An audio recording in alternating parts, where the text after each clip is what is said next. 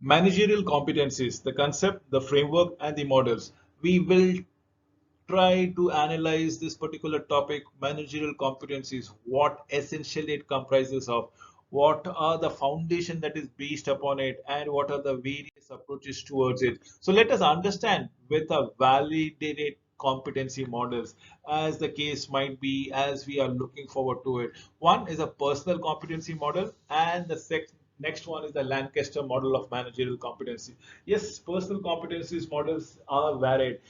People have different ways of conducting themselves, as in whichever way they conduct themselves is because of the fact that they have experienced success with a proper modus operandi, and this modus operandi is unique to each individual, and that is the reason we come across with a lot of characters in our day-to-day life with different personality sets, right? And that is what personal competency framework is all about it.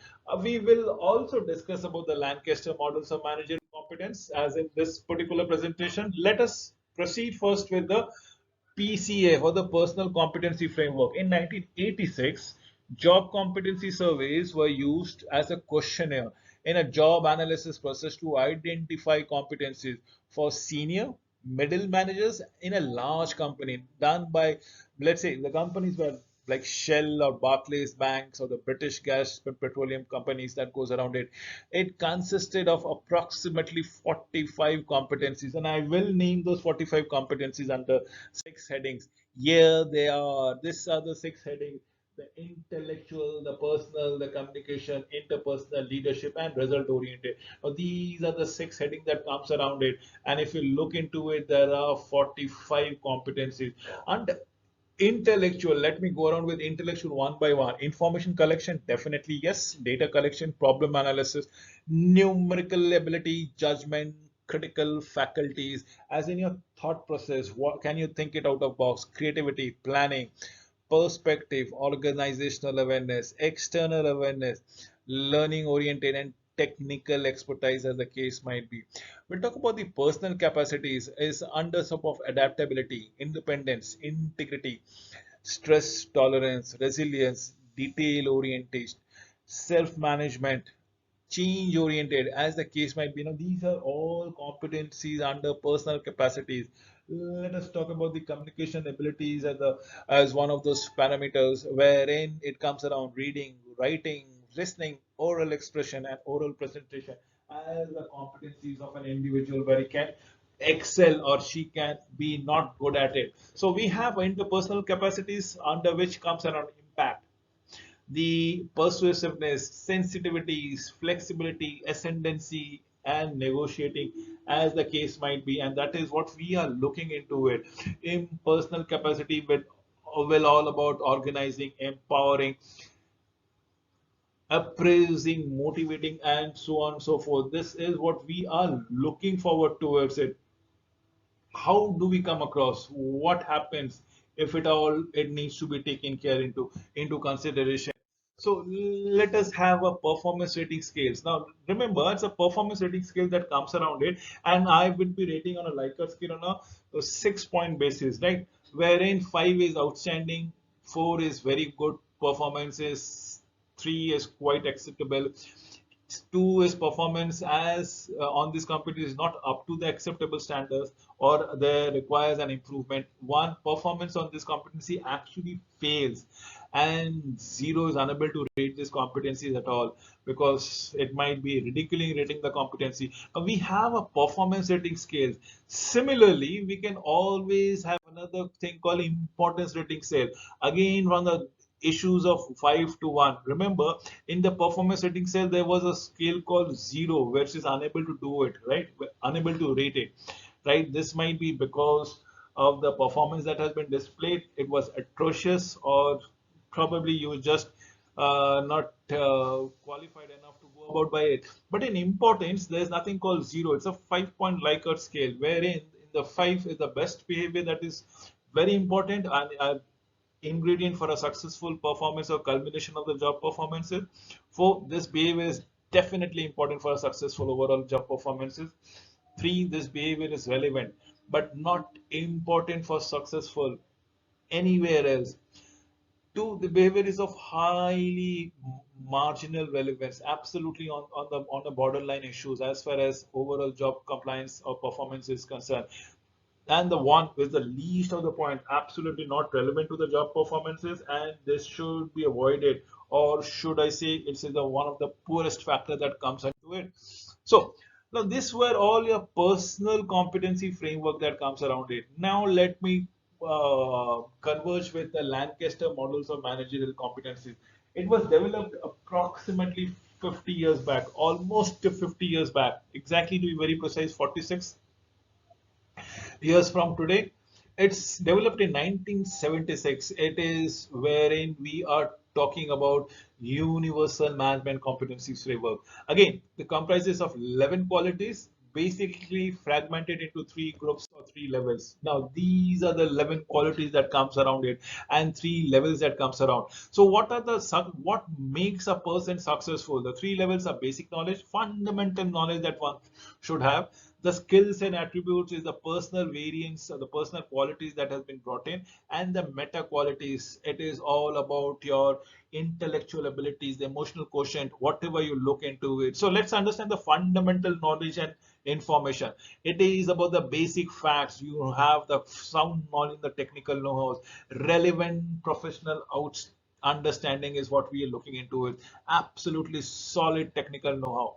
Then comes the skills and attributes. Now, this is where you are talking about the your presence of your mind, your emotional quotient or emotional intelligence. How do you react to the environment? Continuous sensitivity to events, analytical problem solving decision, social skills and ability, emotional resilience, and proactivity is what comes as a prime importance. Remember, these are the skills and attributes way back in 1976 was propounded. And the third level were the meta qualities. It is your cognitive abilities, all to do with your creativity, your mental agility, balanced learning and habits and skills, and self knowledge. Probably I'm thinking about out of box solution that is much more relevant. Remember, Lancaster model was propounded in 1976, is as true and as stands valid even as today. So basic knowledge and information, let me go to all the three levels one by one. Competence is basic facts. Knowledge is the basic facts of a business. Until and unless you have the requisite know-how, how will you proceed with the business? Knowledge of a company's short and a long-term goals is what is most important. Knowledge, roles, and relationship between different department. The competence too is relevant professional knowledge. It's all about specific knowledge used by the job, legal, and financial firm or control. Let us go to the skills and attributes, which is basically nothing but the level two attributes of Lancaster model. Remember, the competence is of continuous sensitivity to events, being aware of what exactly is going on, how it is proceeding, will it go out of hand, will you be able to control it, when to intervene and when is the right time to intervene. It is all about being perceptive, open to information, hard information, talking about facts and figures, soft information, talking about understanding and feeling of the other people, and respond suitably. Competence two is analytical and problem solving decision. It is about your judgment that comes around it. It is the way you think, the intuition, the weightage, the pros and cons thereby. Competence three is the social skills and ability, interpersonal skills, communicating, delegating, negotiating, resolving conflict, and persuading as the case might be. This is what we are looking forward to as on when on basis. How do we go about it? So, will we go about it? How, if so, where and how to proceed? Is the dedication and commitment, taking responsibility of considering a long-term goal impact as for the decisions thereby. This is what will empower us all together in due courses of time. So let us understand the dedications, the commitment. Let us move to the third level, the meta qualities, the situational specific skills, all about creativity, all about out of box thinking, all out of cognitive abilities, the that is there. Now, in creativity is to come up with unique ideas, unique solution. In mental agility is to grasp the problem, understand the situation, comprehend the problems, and go come forward with a viable solution. Thinking about several things, thinking about various alternatives, thinking about all the options that is at your disposal to make an optimum utilizations of decision, and that is nothing but mental agility as the case might be. Competency is balancing your learning habits and skills. Very vital, very vital. You should learn, relearn, and unlearn.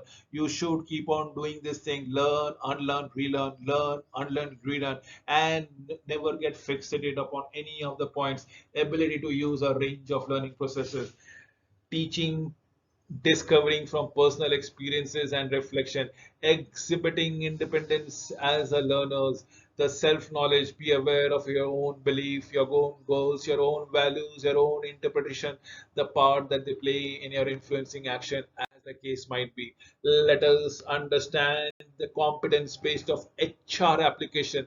It is your position that requirements. It is the demand that you has been bestowed upon by the post that you're occupying in terms of your skills, knowledge, and relevance.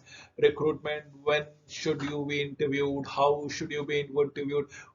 Where are the evaluation metrics and what are they based upon it? Ensure productivity, ensure job satisfaction, and most important enough is to ensure that there's a parity among the co-workers, there's a harmony in your organization. Orientation and induction, develop core competence. Training helps identify easily trainable competence, the quality and the quantity of training that is required.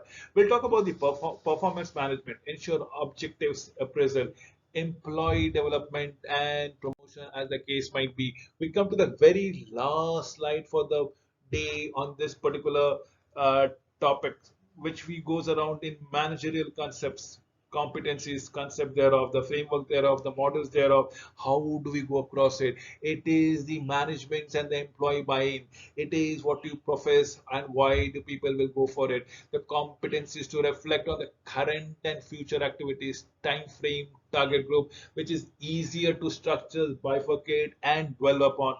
Then becomes easier for a competence to multiply and eventually be a successful organization in due course of time.